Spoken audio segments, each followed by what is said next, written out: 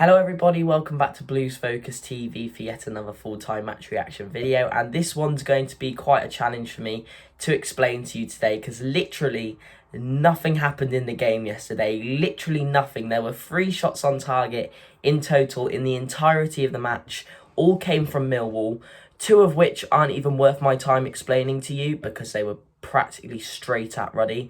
One of which was a big save though. Dion Sanderson did give it away at the back. He seemed a little reluctant to come for the ball, but it did mean the Millwall attacker was one-on-one with Ruddy, and he spread his body really well, as he always does, and made a fantastic save to earn us a point yesterday. Harley Dean as well, I wanted to mention him in that opportunity because he did really well to put pressure on the Millwall attacker and put him off slightly, but no, a really good save from Ruddy. In terms of Blues opportunities, we had no shots on target. We had 5 overall shots in the game, which were either over or wide. Our only opportunity came from the right from Maxime Collin.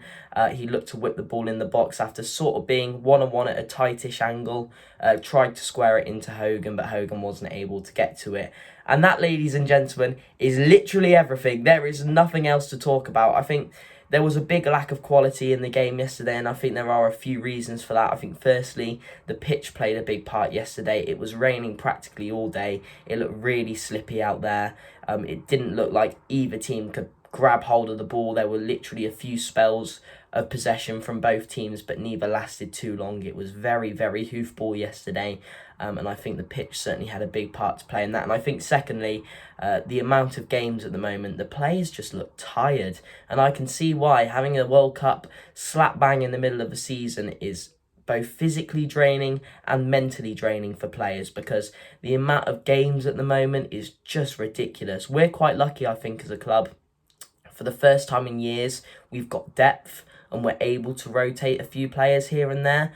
But some clubs, if this was us a year or two ago, we would be screwed because our depth was shocking. There was no one we could bring off the bench to make an impact. So it would literally be the same 11 week in, week out. So at the moment, we are fairly lucky we've got those backup players, but it's just so difficult with the volume of games at the moment, and you can genuinely see the players are struggling out there. I did think there were a few players who did stand out to me last night. I think Hannibal Mabry had a fantastic game and probably looked like the only player who was really up for it, really up for a battle, really up for getting involved in some challenges. So I thought he looked brilliant as always. Bit disappointing to see him come off because I thought he could be a player to make an impact if we did need a last-minute goal, either from a tackle from deep or just creating something further forward. But I thought he was fantastic yesterday, and I thought the 2 fullbacks were good. I thought Maxime Collin and Emmanuel Longolo were both brilliant as well, particularly Collin. Colin's been such a consistent player for us for a good number of years now.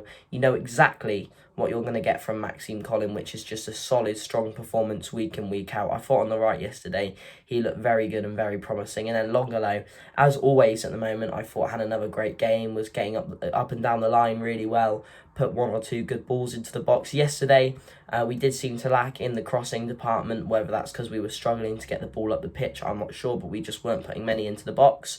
But aside from that, I did think the fullbacks looked really good, both Maxime Collin and Emmanuel Longolo. But other than that, I thought it was a pretty mediocre to poor performance, but not just from us, from Millwall as well. We certainly matched the way they were playing and they matched the way we were playing. It just wasn't enjoyable to watch at all. So a scrappy performance from Blues.